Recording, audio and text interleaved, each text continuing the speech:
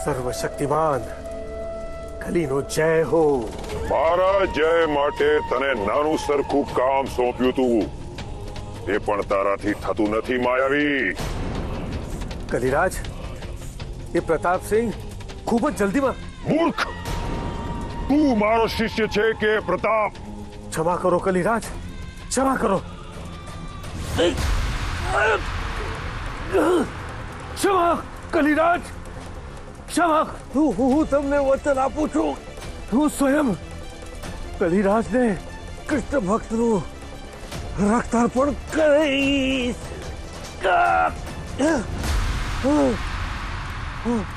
આ અંતિમ મોકો છે તારા માટે.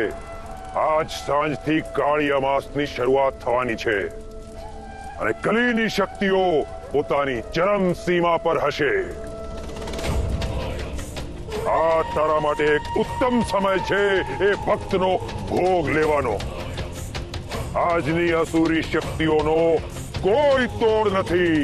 ન દેવ, ન ગંધર્વ, ન કિન્નર, અરે સ્વયં ઇન્દ્ર પણ આજની શક્તિને નહીં ભેદી શકે. કાલનો સૂર્યોદય એ ભક્ત માટે અંતિમ દિવસ હશે.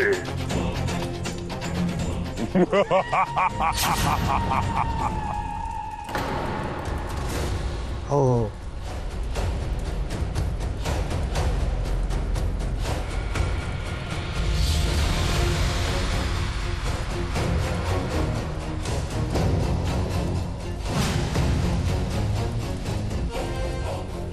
આજની રાત્રે જ મારે એ ભક્તનો ભોગ કલિરાજને ધરાવવો પડશે, નહીં તો કલિરાજ મારો ભોગ લઈ લેશે.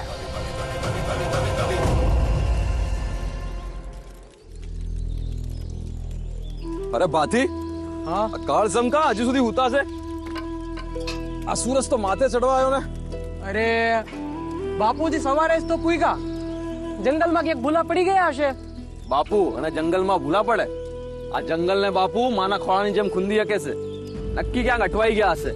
ભાઈ સમર, કાળસંગ બાપુ છે, કોઈ નબળા કે અબળાની મદદ માટે સાથે નીકળી ગયા હશે. હા એ વાત હાસી. અને વાત કહું ભાથી, આ પ્રતાપસિંહ નો જુલમ ખૂબ વધતો જાય છે. હો ભાઈ. હા ભાઈ, એ તો પહેલેથી જ ભાંગ ફોડ્યો છે. આમ તો કાળસંગ ને પ્રતાપભાઈ ભાઈ જ છે, પણ ક્યાં આપણા કાળસંગ અને ક્યાં હે પ્રતાપ?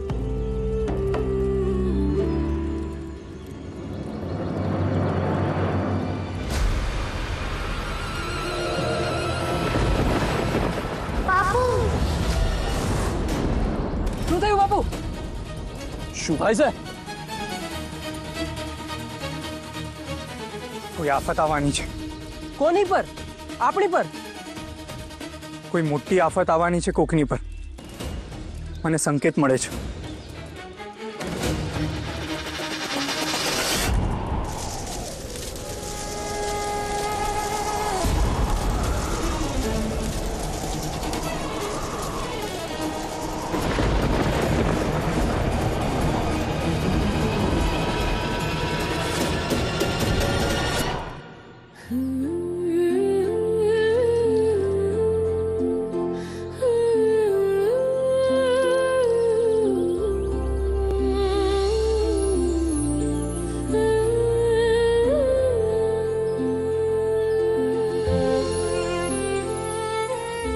વાહ, કેટલું ખુશ લાગી રહ્યો છે આજે તું. હજુ તો સંધ્યા થઈ નથી, એનથી પહેલા જ તું ખીલી ઉઠ્યો. મંદ મંદ પવનમાં દૂર દૂર સુધી તારી સુગંધ પહોંચાડજે મારા મહાદેવ સુધી. હા ને? કાલે સવારે તને માળામાં ગૂંથીશું.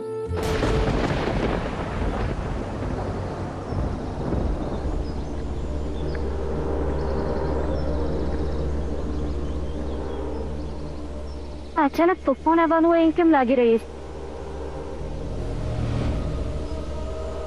તું અહીંયા ઊભી ઊભી શું કરી રહી છે? હું લાકડા લેવા જાઉં છું, તું આ સુકાયેલા કપડા ઘરની અંદર લઈ જા. લાગે છે તોફાન સાથે વરસાદ પણ આવવાનો છે. વરસાદ? આ તે શું તને પૂછીને આવે? જટ જા આવે.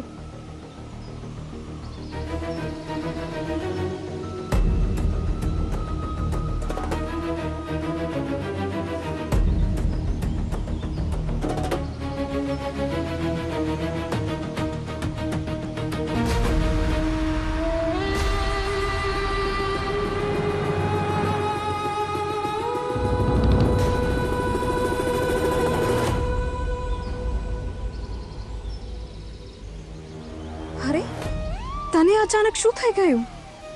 હમણાં તો સરસ ખીલેલું હતું અને હમણાં કરમાઈ ગયું.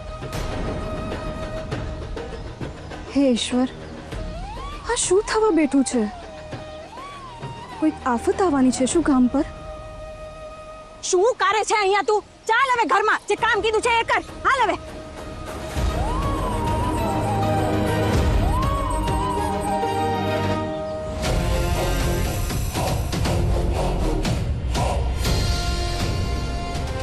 હવે શું કામ અહીંયા આવ્યા છો?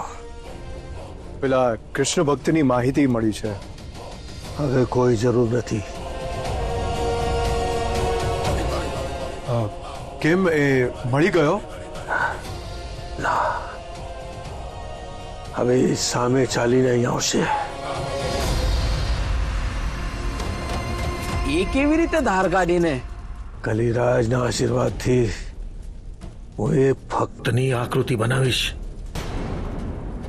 અને એ મૂર્તિમાં એ ભક્તનું જીવ પૂરી દઈશ.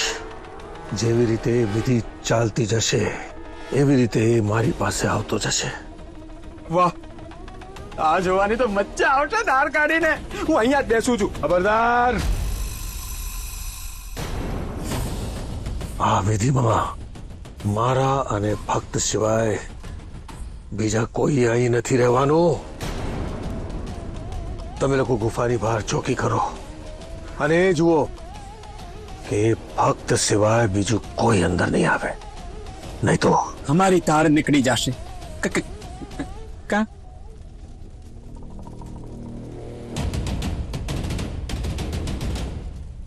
એ ભક્ત કેટલી વાર સુધી મારા વારથી બચશે હવે જોઉં છું. પાનકી, દડો આપ! આપ આપ, જલ્દી આપ! બહુ મજા આવે. હવે રમા, તારો વારો. તું ભાગજે. ભાગ રમા.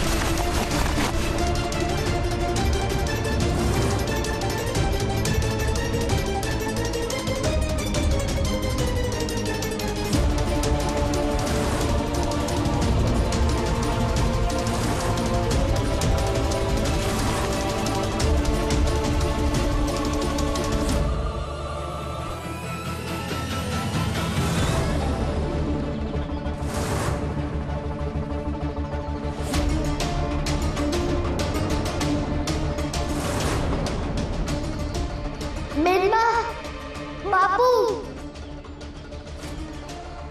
કોઈ મને બોલાવતું એવું લાગી રહ્યું છે. અરે બાપરે, આ શું અચાનક તોફાન આવ્યું?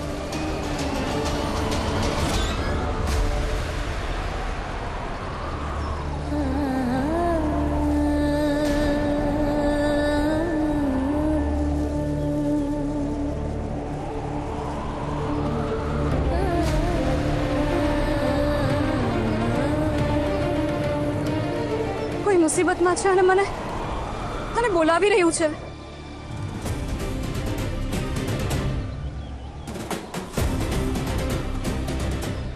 ભાઈ કહડ, આફતનું પગેરું શોધતા શોધતા આપણે જંગલના ઘણા અંદર આવી ગયા છીએ.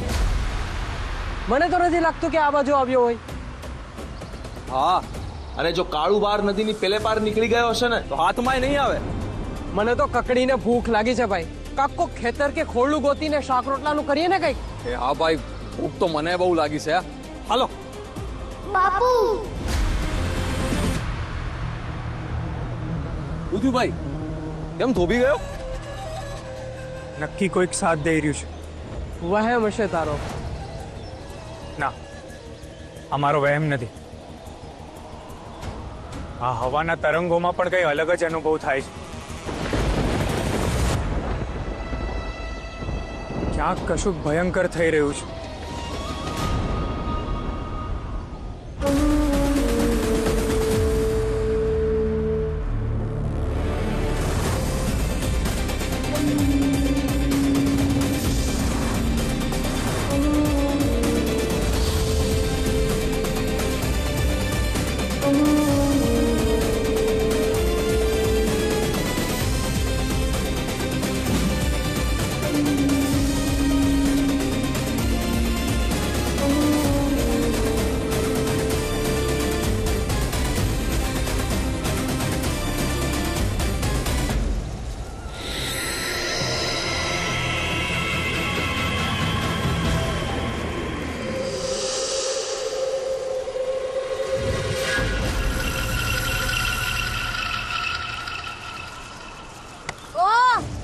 દોડે દાડે ક્યાં નીકળ્યા? હવે કોઈ તકલીફમાં છે? ના હો, હવે કોઈ બાને બહાર જવાની જરૂર નથી. ચાલ ચાલ ઘરમાં ક્યાંય હવે કોઈ મને બોલાવે છે. મામી, મામી મારે જવું પડે. ની અંદર મામી, ક્યાંય જવાનું નથી. શું લાગ્યું છે ભાઈ? આપણે અહીં જંગલના વચ્ચે કેમ ઉભા રહી ગયા છીએ? અરે એ તો કોઈક ભાઈને મદદ માટે પોકાર કરે છે ને માટે. પણ આપણે જો તોફાનમાં ફસાશું ને તો આપણે પોતાની પણ મદદ કરવા લાયક નહીં રહીએ. અપાથી આસુ કહેશે ભાઈ, આપણે કોઈ સલામત ઠેકાણે પહોંચી જવું જોઈએ.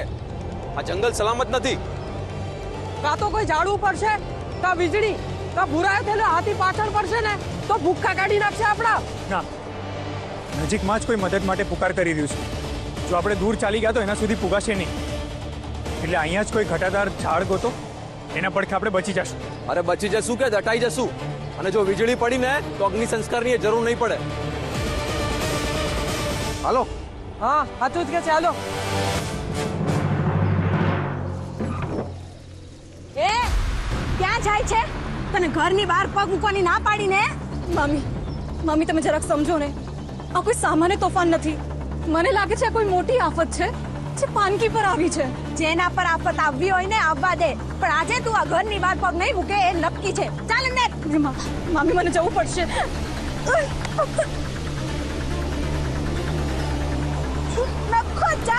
નખો જાય આ વાવાઝોડાનું. ભગવાન, મારી આંખો.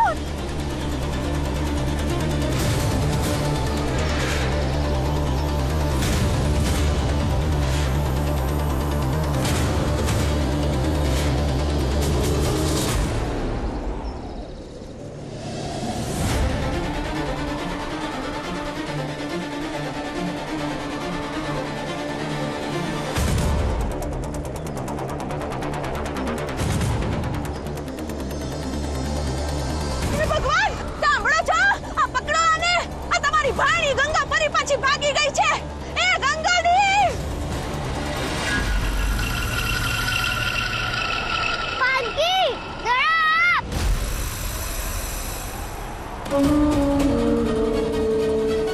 પાનકી, તને શું થયું છે? પાનકી કેમ ઊભી છે? જલ્દી તરફ.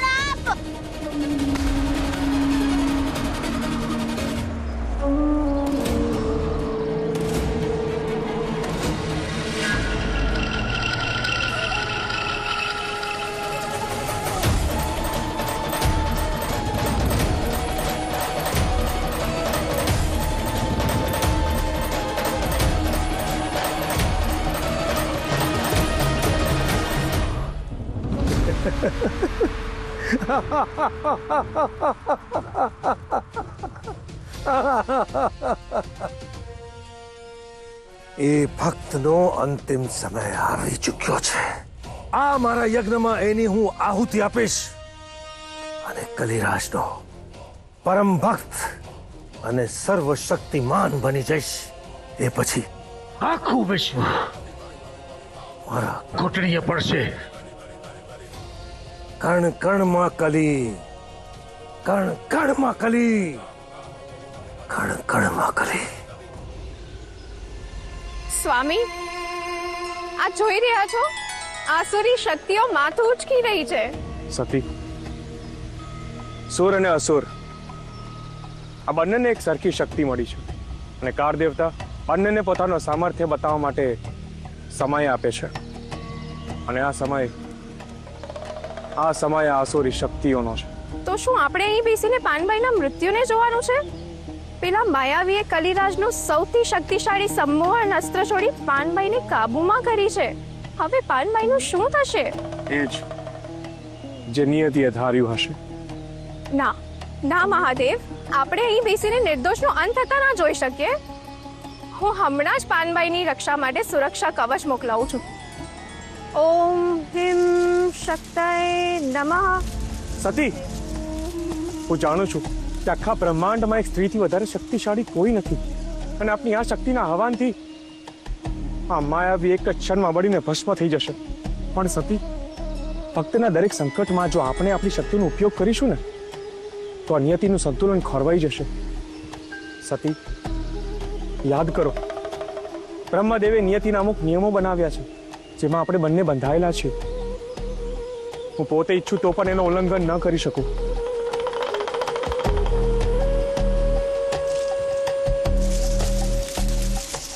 આપ સત્ય કહો છો દેવ, પણ હું એક માતા છું.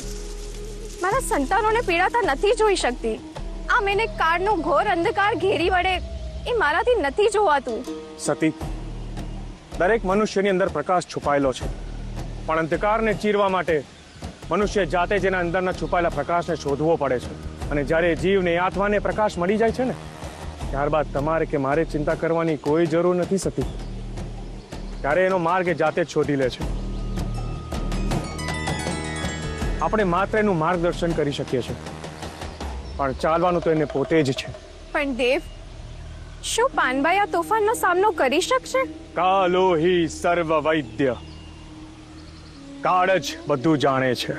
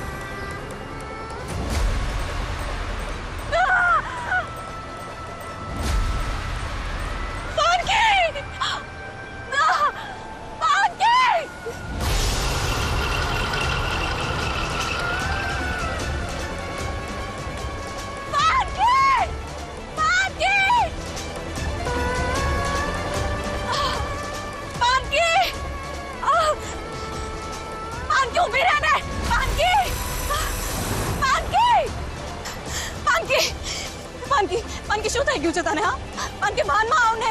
પાનકી ભાનમાં આવ. પાનકી જો તારી બેન તારી સામે ઊભી છે. પાનકી, પાનકી તું તો તારી બેનની વાત હંમેશા માને છે ને, તો હજી શું થઈ ગયું છે પાનકી? પાનકી ભાનમાં આવ ને. ઘરે ચાલ મારી સાથે ચાલ છે. કાનકી તારી વાત જુએ છે.